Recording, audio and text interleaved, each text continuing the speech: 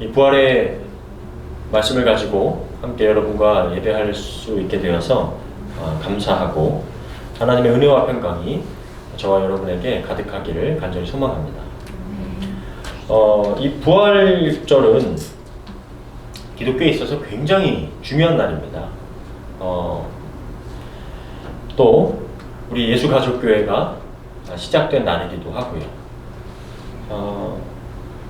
여러분과 함께 또 주님의 부활을 함께 기뻐하고 함께 신앙의 공동체로 세워져 갈 수 있는 것, 정말 하나님의 은혜고 또 하나님께서 우리와 함께 하시는 그 여정이 계속 되어지기를 간절히 소망하고 바랍니다.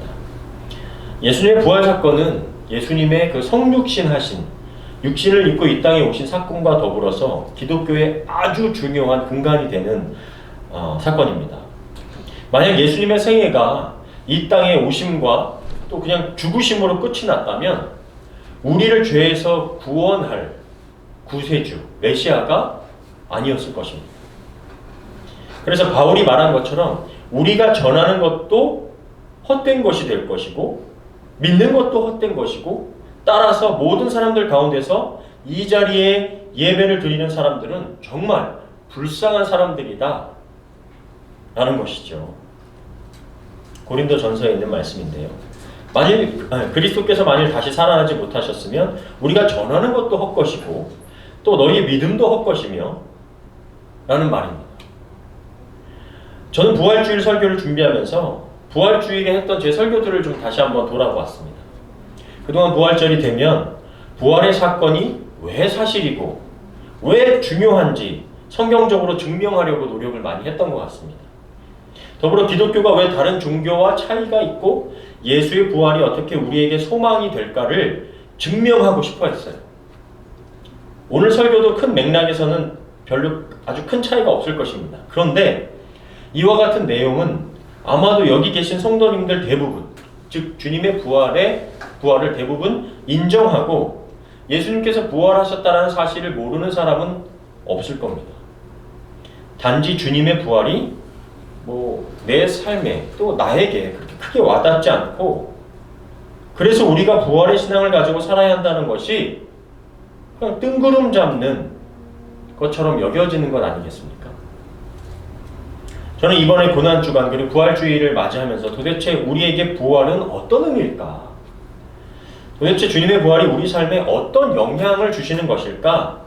좀 생각하면서 나누어 보기를 원합니다. 그래서 오늘 부활이 기록된 사복음서의 말씀들을 조금씩 살펴보면서 부활의 신앙을 가지고 사는 것이 무엇일까를 함께 고민해 보고자 합니다. 먼저 여러분께 부활의 의미를 좀 물어보고 싶습니다. 부활이 뭐죠? resurrection, 부활. 국어 사전을 찾아보니까 그 부활이란 단어의 의미 자체는 죽었다가 다시 살아나는 것, 이렇게 되어 있습니다.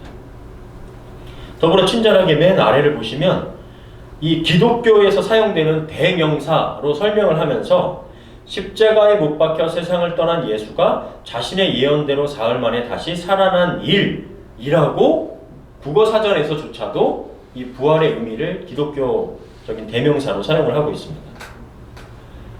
부활의 뜻이 이렇다면 좀 근원적인 질문이 들죠. 이렇게 부활은 예수님과 관련된 대명사처럼 사용될 정도로 중요한데 왜 예수님은 죽었다가 다시 살아나셨을까? 굳이 부활을 하셔야만 했을까? 예를 들어서 다른 종교를 좀 생각해 보자고요. 공자도 죽었지만 유교라는 것이 만들어져서 많은 사람들에게 영향력을 주었죠.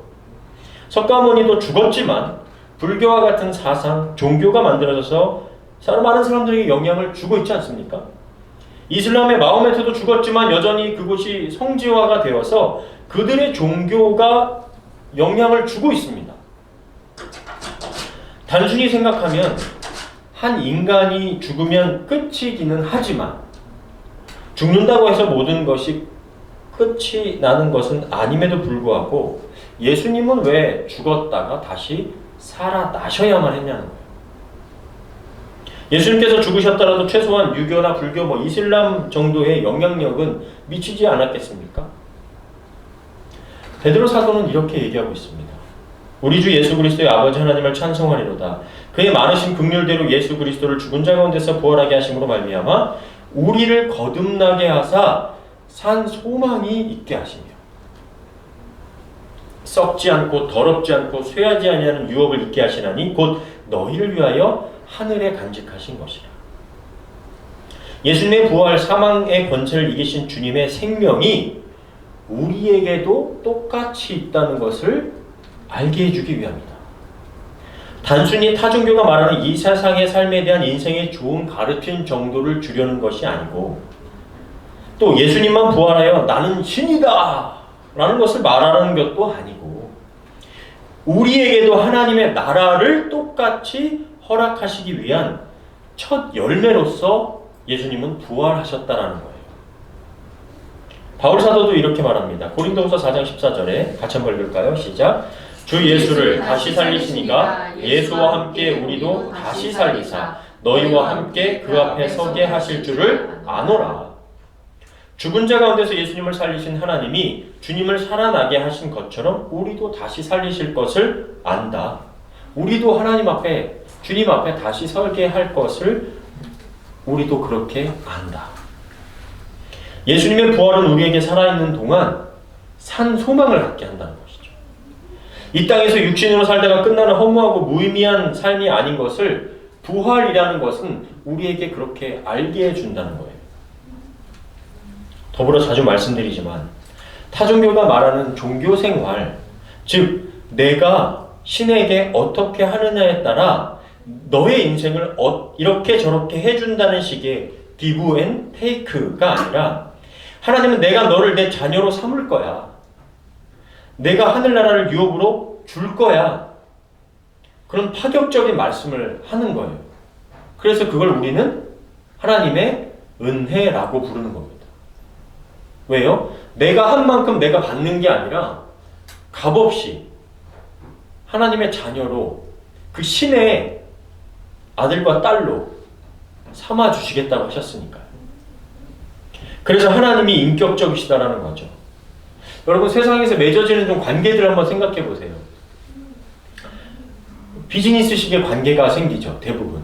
우리가 어렸을 적 그런 조건 없는 친구와의 관계를 넘어서서 사람들이 살아가면서 성장하면서 살다 보면 대부분 비즈니스적인 마인드가 생기고 비즈니스적인 관계들이 형성이 되죠. 또 상하의 관계가 생기고 힘과 권력의 관계가 생기고 돈으로 맺어지는 관계, 그런 관계들 속에서 우리는 살아가게 됩니다. 그게 전부가 다 아니라고는 하지만 많은 관계들이 그렇게 연결이 되어 있어요. 사랑으로 맺어지는 인격적인 관계를, 그런데 전능하신 하나님은, 아무것도 아쉬울 것이 없으신 하나님은 우리와 그런 사랑의 관계를 맺자고 하시는 거예요. 어떤 신이 이런 관계를 허락하고 있냐는 거죠. 대부분의 많은 종교들은 그런 관계를 맺지 않고 있다는 거죠. 그러면 여러분 또 묻고 싶습니다. 하나님이 우리와 순수한 관계를 맺기를 원하시기까지 예수님께서 죽으시고 부활하셨는데 저와 여러분이 살아가는데 이런 부활의 산 소망이 여러분의 삶에 얼마나 큰 원동력이 되고 있습니까? 정말 그 부활, 예수님의 부활 때문에 내가 나도 부활하니까, 나도 그런 부활의 산 소망이 있으니까 내가 이 땅에 정말 삶에 의미가 있다, 막 그렇게 살게 되나요? 막 인생이 의미 있고 신나고 기쁘고 부활의 산 소망 때문에 날마다 막 감사가 넘치고 막 그러나요? 그렇지는 않으실 겁니다. 그것이 솔직한 우리의 심정이에요. 예수님의 제자들도 마찬가지였어요. 예수님께서 정말 말도 안 되게 뜬금없이 허무하게 갑자기 맥락 없이 길게 보면 이틀, 짧게 보면 하루 만에 죄인이 되셔서 극악무도한 범죄자들이 달리는 십자가에 달려 죽어버리신 거예요. 이미 채찍에 막 피떡이 되도록 맞으셔서 자신이 달려야 하는 그 무거운 십자가를 지고 약 800m 되는 언덕을 올라갈 때 계속 쓰러질 수밖에 없었죠. 자신들이 따르던 스승의 죽음에 황망한 제자들은 주님의 죽음을 추스릴 겨를도 없이 자신들조차 예수당이라는 죄목으로 죽을까봐 다 도망쳐버린 거예요. 예수님이 죽으시기 전에 목에 칼이 들어와도 주님 저는 배신은 없습니다 라고 장담하던 제자들도 자신들이 그렇게 말한 거에 부끄러움조차 느끼지 못할 정도로 혼비백산 다 도망쳐버렸단 말이에요. 그래서 예수님 주변의 여자들이 예수님의 시신에 찾아가서 이 썩은 것을 향 처리를 하려고 기름 부으려고 갔을 때 여자들이 먼저 부활하신 주님을 만나게 된 거잖아요. 놀란 여자들이 제자들에게 부활하신 주님을 만났다고 이야기하니까 제자들 반응이 어땠는 줄 아세요? 누가복음 2장 24장 9절부터 11절. 무덤에서 돌아가 이 모든 것을 11사도와 다른 모든 이에게 알리니 이 여자들은 막달라 마리아와 요한나와 야고보의 모친 마리아라 또 그들과 함께한 다른 여자들도 이것을 사도들에게 알리니라. 11절입니다. 사도들은 그들의 말이 허탄한 듯이 들려 믿지 아니하나. 예수님께서 내가 죽고 사흘 만에 부활할 거야 수도 없이 말씀하셨는데 11 제자들, 정말 예수님 막 죽기까지 따르겠다고 했던 그 11 제자들이 자기들의 생각에는 부활이 허튼 소리 같아서 믿지 않았다라는 거예요. 심하게 표현하면요, 무슨 개소리야 이거예요. 무슨 말도 안 되는 소리하고 여자들 미쳤네 지금. 제정신 아니네. 예수님의 제자들이 이 정도니까 다른 사람들은 어땠겠냐고. 죽은 나사로를 살렸었어요. 예수님 살아나 계신 동안 죽었던 나사로 살려셨고 죽은 과부의 아들을 살려셨고 막 눈뜨게 하시고 문둥병 고치시고 5,000명 먹이시고 4,000명 먹이시고 병든 자 귀신 들린 자 고치시고 옆에서 그것을 보고 막 흥분한 제자들도 예수님께서 부활하셨다는 말이 헛소리로 들리는데 2000년이 지난 이 시대의 사람들은 어떻게 했냐는 거예요. 어쩌면 우리와 부활이 상관없는 소리처럼 안 믿어지고 안 들려지는 게 당연할 수 있다는 거예요. 인간의 생각으로 이 부활이라는 것까지 닿을 수 없는 게 당연할 수밖에 없다는 거죠. 예수님의 11 제자 말고 또 주님을 따랐던 제자들이 여러 명 있었어요. 근데 엠마오로 내려가던 두 제자의 이야기가 오늘 누가복음 24장에 나오는데요. 예루살렘에서 엠마오로 내려가던 두 제자가 예수님께서 당하셨던 그 일에 대해서 막 서로 이런저런 이야기를 하면서 길을 가고 있었어요. 근데 갑자기 예수님께서 나타나셔서 슬쩍 그들이 가는 길에 동행하시는 거예요. 누가복음 24장 16절부터 18절입니다. 그러나 그들은 예수님을 보고도 알아보지 못했다. 예수님이 그들에게 너희가 길을 가면서 무슨 이야기를 하고 있느냐 하고 물으시자 그들은 슬픈 표정을 지으며 멈춰 섰다. 그때 글로바라는 사람이 예수님께, 지금 제자예요. 예수님의 제자들 중에 한 사람인 거예요. 아니 당신은 예루살렘에 있으면서 최근에 이러한 일을 혼자만 모르고 계십니까? 아니 지금 예루살렘에 그 난리가 일어났었는데 당신 그 얘기 몰라? 이런 거예요 지금. 근데 예수님이에요. 예수님인데 보고도 모르는 거예요. 그래서 예수님께 예수님에 대한 이야기를 하기 시작합니다. 여러분 정말 얼마나 황당해요. 그런데 예수님께서 부활하신 것보다 예수님이 죽으셨다는 그 믿음이 더 크고 확실하니까 예수님을 보고도 예수님인 줄을 모르는 거예요. 믿음입니다. 이거 믿음이에요, 여러분. 그리고 두 제자가 이야기합니다. 그는 하나님과 모든 사람들 앞에서 행동과 말씀에 능력 있는 선지자, 예언자였습니다. 그런데 종교 지도자들이 사형 판결에 넘겨 십자가에 못 박아 죽였습니다. 우리는 그분이 이스라엘을 구해 주실 분이라고 잔뜩 기대했어요. 그런데 아니었나 봐요. 그런데 놀라운 것은 그분이 분명 죽었는데 어떤 여자들이 와가지고 예수님이 살아나셨다고 이야기했고, 우리도 무덤에 가서 보니까 시신은 없는데 아직 예수님은 보지 못했어요 라고 예수님 앞에서 지금 그 얘기를 하는 거예요.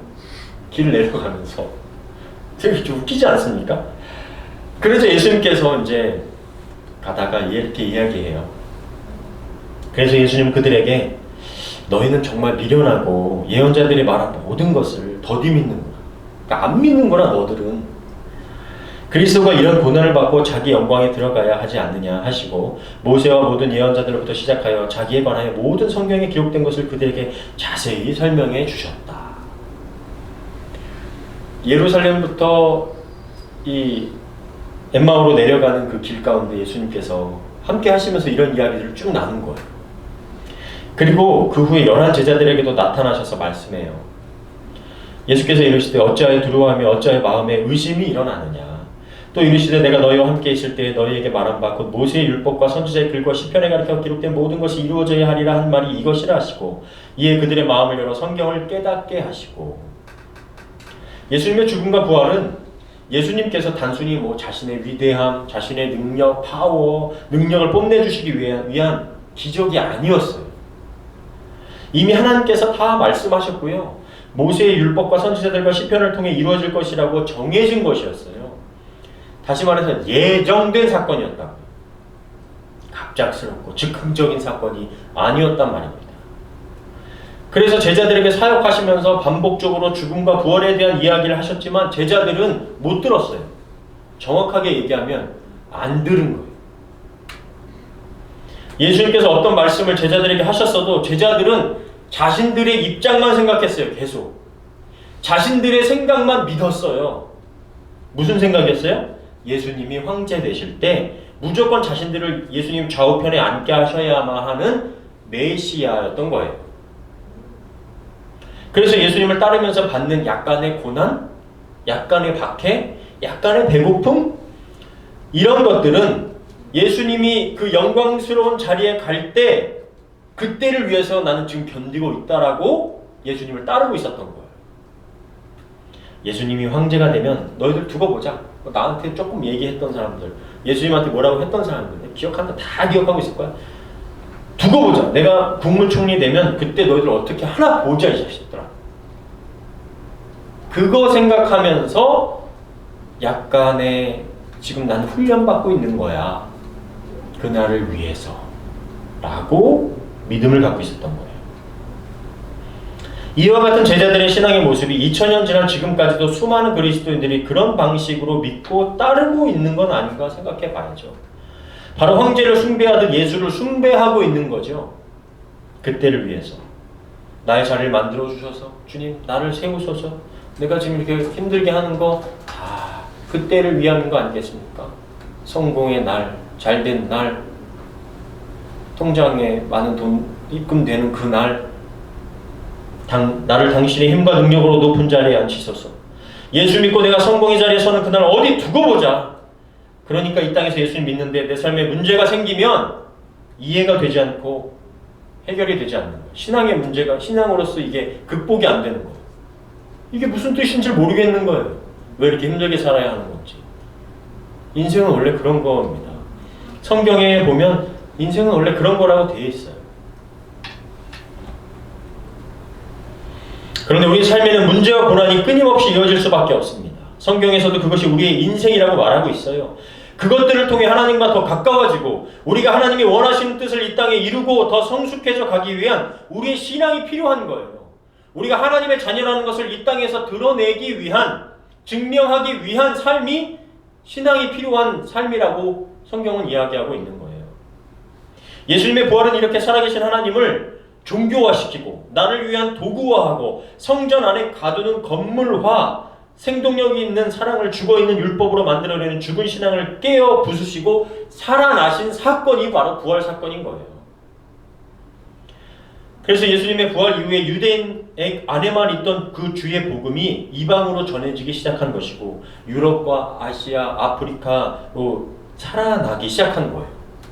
뭐가? 주의 복음이, 살아계신 하나님이, 예수 그리스도가 살아서 전파되기 시작한 거라고요. 가만히 생각해보면 유일하신 참 하나님께서 증거되고 전해지는 것은 당연한 거죠. 왜? 하나님은 살아계신 하나님이니까.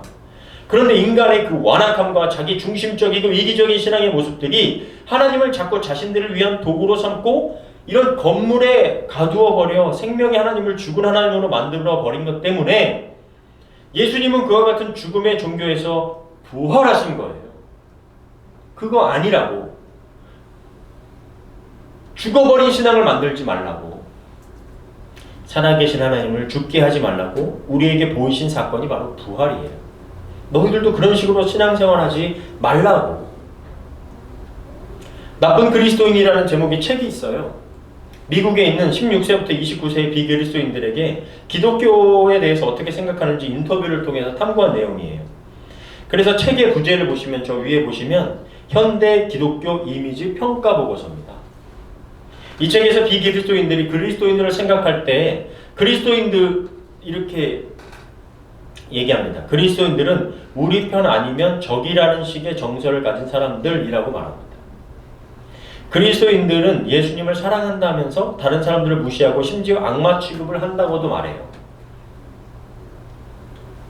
죄송한 말씀입니다. 한국에서 나오는 그 뉴스 보시면 무슨 정광훈 목사 이런 사람들이 극보수들이 얘기하는 거 보면 약간 이런 식이죠. 세상이 우리들을 공격한다.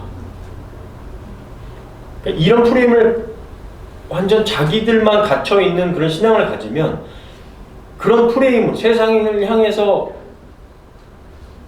그런 프레임으로 접근을 하는 거예요. 다 적이고 악마고 세상은 악한 거고 이런 식으로 접근을 한다고요. 그리스도인들은 죄는 미워하되 죄인은 사랑한다고 이야기하지만 그들의 실제 행동은 죄도 미워하고 죄인도 미워한다 라고 말하고 있어요. 저를 비롯한 수많은 그리스도인들이 이 말에 자유롭지 못합니다. 제가 과거에 신학교를 간다고 하니까 기도를 많이 하신다는 권사님이 권유하는 것이 뭐였냐면 친구를 다 끊으라고 했어요. 그렇지 않아도 관계가 교회 중심적인 관계였을 뿐이었는데 친구를 다 끊으면 혼자 뭐하라고 친구를 끊으라고 했는지 저는 느꼈습니다. 친구 다 끊고 성경만 읽고 기도만 하라고 했어요. 과거에는 그런 것이 믿음이라고 착각했습니다. 그런데 지금도 그렇게 말하는 사람들이 또 있어요. 그런데 성경은 뭐라고 말하죠? 너희는 세상의 빛과 소금이라고 말씀하셨지 교회 안의 빛과 소금이라고 하지 않으셨습니다. 너희가 교회라고 하셨고 오히려 성전을 향해서는 주님께서는 돌 위에 돌 하나도 남기지 않고 무너질 것이라고 말씀하셨어요. 부활의 신앙을 산다는 것은 결국 예수님이 죄인된 우리에게 찾아오셨듯이 우리가 그리스도가 우리 안에 있는 우리가 교회인 우리가 누군가를 향해 차별과 편애하지 않고 배제하지 않고 적대하지 않고 포용하고 다가가려고 하는 것이죠. 세상을 향해 다가가야 하는 것입니다. 주님이 세상 가운데 오셨듯 우리가 세상 가운데 나아가야 합니다. 교회 안에서만 서로 친해지고 서로에게 빛을 발하는 것보다 세상에서 친해지고 빛을 밝히는 것이 얼마나 힘들고 어려운 일인지 여러분 다 아실 거예요. 세상 안에서 내가 그리스도인으로 살아가는 것이 더 어렵다. 오히려 예수님 안 믿고 세상 속에서 세상 사람들과 같은 생각을 품고 살아가면 쉬워요. 근데 예수님 믿고 세상 사람들과 다른 가치관을 가지고 살아가는데 협력하고 하나 되려고 하고 일하려고 하는 것 여러분이 어려운 거 너무 잘 아시잖아요. 2023년 최근 발표된 자료에 따르면 먼저 200만에서 약 300만 명의 기독교 인구의 감소가 있었고요. 그것은 어느 정도 저출산과도 관련이 있고요. 그 다음 한국에서 전체 기독교인 중 70.7%가 교회 출석자이고 기독교인이라고 한 사람 중에 교회에 다니지 않는 가난한 성도가 29.3%라는 발표가 나왔습니다. 그리고 이 인원은 꾸준히 증가하고 있다는 내용도 발표됐어요. 제가 지난번 코비드 이후에 30% 정도의 성도들이 플로팅 크리스천, 교회에 정착하지 못하고 떠다닌다라고 한번 말씀드린 적 있죠. 그런데 그 성도들이 대부분 가난한 성도로 남았다라는 생각이 드는 거죠. 그 이유가 여러 가지가 있겠지만 지금의 많은 교회들이 부활의 신앙이 아니라 종교화 혹은 이걸 다른 말로 박물관 교회, 즉 와서 관람하는 거예요. 교회에 와서. 그렇게 되어가고 있기 때문은 아닌가 물음을 던져보아야 한다는 것입니다. 따라서 부활의 신앙을 산다는 것을 정의하면 주 안에서 자유해지는 것이라고 저는 말씀드리고 싶어요. 여기서 자유해지라는 것을 이렇게 또 1차원적으로 생각하시면 안 됩니다. 교회를 나와도 되고 안 나와도 된다. 예배를 드려도 되고 안 드려도 된다. 헌금을 드려도 되고 안 드려도 된다는 식의 그런 1차원적인 신앙생활을 말씀드리는 게 아닌 거 아실 겁니다. 그런 1차원적인 신앙생활로 믿음의 기준을 세우려고 하는 것이 바로 죽은 신앙이고 하나님과 거래하는 비즈니스하는 것이죠. 그런 신앙이 값비싼 하나님의 은혜를 싸구려로 만드는 신앙이고 하나님이라는 이름 앞에 우상 숭배를 하는 것과 다를 바가 없는 거예요. 당시 유대교, 예수님 오셨을 때 당시 유대교는 성전 중심, 제사장 중심의 신앙이었어요. 하나님은 성전 안에만 계신 것처럼 여겨졌고 그래서 성전을 중심으로 종교화되었고 권력화되었고 고착화되었고 물질화되어 버렸던 거예요. 제자들의 신앙도 그리 다르지 않았다고 보는 겁니다. 그들의 신앙도 기껏해야 로마에서 예루살렘을 회복하실 분 정도로만 예수님을 바라볼 뿐이었으니까요. 심하게 표현하면 만약 예수님께서 부활하시지 않고 죽으셨다면 지금의 기독교도 다른 종교와 다르지 않았을 거라고 보는 거예요. 하지만 주님은 부활하셨죠. 예루살렘만 계신 것도 아니고 미국이나 유럽에만 계신 것도 아닙니다. 세계에서 가장 큰 예배당을 9개나 가지고 있는 한국에만 있는 것도 아닙니다. 저와 여러분을 성전, 교회라고 하셨고 저와 여러분 가운데 내주하시고 온 세계와 열방 가운데 살아 계십니다.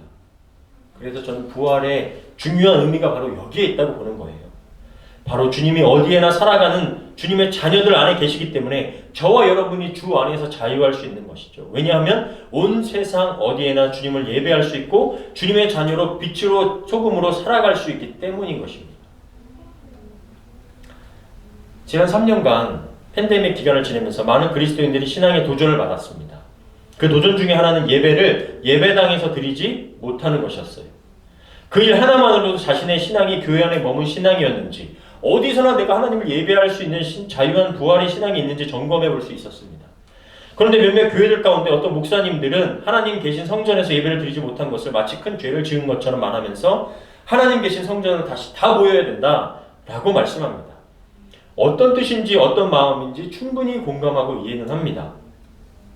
하지만 그건 성경이 또 팬데믹 기간을 통해서 하나님이 말씀하고자 하시는 중요한 본질을 좀 놓치는 건 아닌가 생각이 들어요. 그것은 살아계신 하나님, 부활하신 예수님을 다시 건물된 예배당 교회 안에만 가두고 여기에만 계십시오. 그래야 우리가 다시 모여서 예배할 수 있습니다라고 말하는 것과 같은 거예요. 예수님께서 자꾸 어디 다니시면 우리가 힘들고 귀찮으니까 여기에만 계시라고 우리가 여기서 당신을 예배하겠다고 말하는 것이랑 똑같은 거죠. 예배가 중요하지 않다고 말씀드리는 것이 아니죠. 그러나 자꾸 성전 중심으로 신앙생활을 묶으려는 사고가 문제라는 거예요. 그것은 부활신앙이 아니라 죽은 신앙이 될 수 있기 때문입니다. 물론 성도님들이 다시 함께 모여 기도하는 힘을 얻기 위해서 성전에 모이는 것 중요합니다. 예배의 기쁨과 안식을 누리는 것, 그래서 교회에 이런 예배당이 있어야 하는 것 되게 중요합니다. 공동체가 힘을 모아 주의 복음을 증거하고 서로의 신앙이 힘이 되고 또 교회가 힘을 내어 봉사하고 구제하는 일을 하는 것 매우 중요합니다. 그것이 교회가 존재하는 중요한 사명 가운데 하나이기 때문이죠. 코비드를 지나면서 깨우쳐 주신 중요한 본질을 우리는 어디서나 예배자가 되어야 되고 우리의 일상이 하나님의 나라라는 중요한 사실을 다시 예배당 중심으로 바꾸려는 것은 옳지 못하는 부활 신앙일 수 있다는 거예요. 이스라엘도 아무리 화려한 솔로몬 성전이 있다 할지라도 죽은 신앙이 될 수 있었고요. 그들이 바벨론의 포로가 되어 성전이 없었어도 다니엘과 같은 살아있는 신앙인들이 일어날 수도 있었던 겁니다. 어느 건물의 신앙이 고착화되는 것, 그것이 중요한 게 아니라는 거예요. 제가 유튜브에서 그 내용을 다 보진 못했지만 한 사모님께서 말씀하시는 것을 쇼츠로 잠깐 보게 되었어요. 부활 신앙이 뭐냐, 우리가 살아있는 신앙이 뭐냐 하는 것을 함께 잠깐 좀 보기를 원합니다.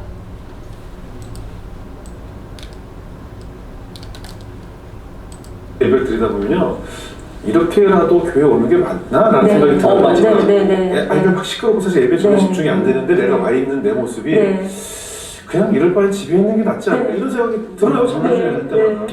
그러던 어느 날 그날도 밖에서는 아름다운 찬양이 들렸었고 예. 남들은 다 은혜 받는 것 같은데 네. 나는 땀 뻘뻘 흘리면서 포대기로 업었다가 내렸다가 예. 똥기저귀 돌돌 말아서 맞아. 하는 중에 예. 하나님 나도 저 사람들처럼 예배드리고 싶어요 라고 했는데요. 예. 그 순간 이게 예배야. 육아가 예배야. 맞아. 은지 키우는 게 아멘. 예배야. 아멘. 하나님 저는 몰랐어요. 하나님 형상대로 만드시는지를 키우는 게 그게 예배야. 삶의 예배야. 사무실에서 네.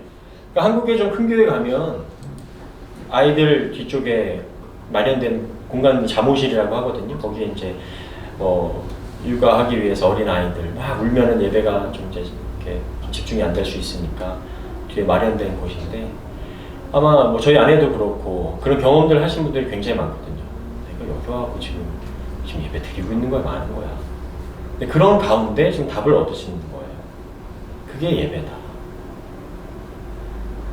우리가 모여서 이렇게 함께 하나님을 찬양하고 말씀을 나누는 것, 이것도 예배지만 우리의 삶 속에서 그리스도를 위하여 사는 하나님께서 허락하신 삶을 살아내는 것, 그것이 예배라는 거죠.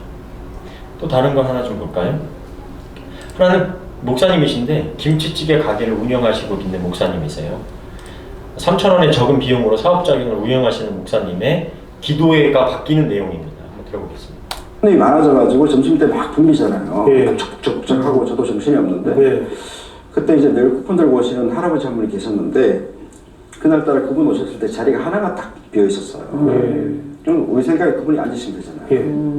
근데 이분이 눈치를 보시더니 그냥 가시더라고요. 돈 내는 손님 앉을 수 있으니까 저는 몰랐어요. 아이고. 그래서 제가 그때 이분들이 불편한 마음과 미안한 마음을 갖고 오시는구나. 근데 자리가 하나밖에 없으니까 못 앉으시는 거예요. 그래서 제가 그때 너무 미안하고 죄송한 마음에 기도를 바꿨어요. 네. 꽉 차게 해달라는 기도를 그때까지 드렸는데 예. 70% 이상 차지 않게 해달라고 기도를 하겠어요. 왜냐하면 우리 손님들이 자리가 많으면 편하게 앉으시는데 그런 분들을 배려하는 곳이라고 시작했는데 이게 변질될 수 있겠구나. 하루는 이제 손님이 이해가 되시죠, 내용이? 처음에는 꽉 차게 해달라는 게 기도의 내용이었죠. 3,000원 김치찌개 가게니까 뭐 얼마나 남겠어요. 요즘 물가도 많이 올랐는데. 근데 그런 한 분 가서 막 안 줄 수 있는데 돈 있는 사람 난 돈 쿠폰으로 하니까 미안하니까 가시는 분의 그 마음을 읽고 하나님 기도가 받게 되는 거죠. 내가 잘 먹고 잘 살지 않아도 괜찮습니다. 70%만 차서 좀 앉아있는 사람들이 편하게 식사할 수 있게 해주십시오. 저는 이런 것이 부활의 신앙을 사는 행위, 부활의 신앙을 사는 기도라고 생각이 좀 듭니다. 우리가 세상적으로 생각하면 당연히 우리가 성공하게 하는 것, 성공하게 되는 것, 그런 기도를 드리는 것 그렇게 나쁘지는 않다고 생각합니다. 하나님께 하나님 저희도 좀 잘 먹고 잘 살게 해주십시오. 그런데 신앙이 깊어지고 또 좀 더 누군가를 위한 마음으로 하나님의 마음으로 하나님의 눈길로 볼 수 있는 그런 신앙의 성장이 이루어진다면 조금 이런 눈으로 좀 바뀌어갈 수 있는 것이 깊이 있는 신앙인이 되는 것 아닌가. 그것이 부활의 신앙을 살고 있는 것 아닌가. 하나님의 은혜를 깨닫고 부활의 신앙을 알고 하나님 앞에서 하루하루 여러분의 일상에서 최선을 다해 살아가는 모든 행위가 예배가 되는 거죠. 모든 사람을 대할 때 죽게 하듯 대할 수 있는 것, 그것이 예배를 드리는 거죠. 그리고 그것이 우리가 죄에 대하여 죽고 의에 대하여 사는 부활의 신앙으로 바뀌어가는 거죠. 저와 여러분이 교회에 나와 예배할 때 마음의 평안을 느끼고 하나님께 감사할 수 있듯이 우리의 삶의 순간 속에 찬양이 울려 퍼지고 감사로 나아가는 것이 부활신앙을 살아가는 예배자가 되어가고 있는 것이라고 생각합니다. 내 중심에 기도만 드리다가 누군가를 위해 나를 비워주고 내 시간을 내어주고 내 정성을 내어줄 수 있는 것, 그것이 내 이익을 위한 계산된 행동이 아니라 그 동기가 주 안에서 이루어지는 것이라면 그것이 부활신앙이라고 생각이 됩니다. 이와 같은 좀 하나님의 마음, 자유한 부활신앙으로 살 때 네 교회냐 내 교회냐, 교회가 크냐 작냐, 뭐 무슨 교단이냐, 뭐 선배냐 후배냐, 네 성도냐 내 성도냐 하는 그런 편협한 신앙이 아니라 우리가 주 안에서 살아가는 모든 하나님 나라의 백성, 하나님 나라의 자녀로서 서로를 좀 대하고 바라볼 수 있는 넓은 마음이 생기지 않을까요? 저는 오늘 예수님께서 왜 다시 살아나셨을까 의미에 대해서 우리 시대에 맞게 좀 부활의 신앙에 대해서 좀 생각해 보게 되었어요. 교회 안에만 머물러 있는 죽은 신앙이 되지 않기를, 편협하고 배제하는 그런 종교주의자들이 되어서 죽은 신앙이 아니라 살아있는 부활의 신앙인으로 살아가라는 주님의 뜻이 부활하신 이유가 아니었을까 생각하면서 우리의 일상이 살아있는 신앙의 자리가 되기를 주님의 이름으로 간절히 축원합니다. 아멘.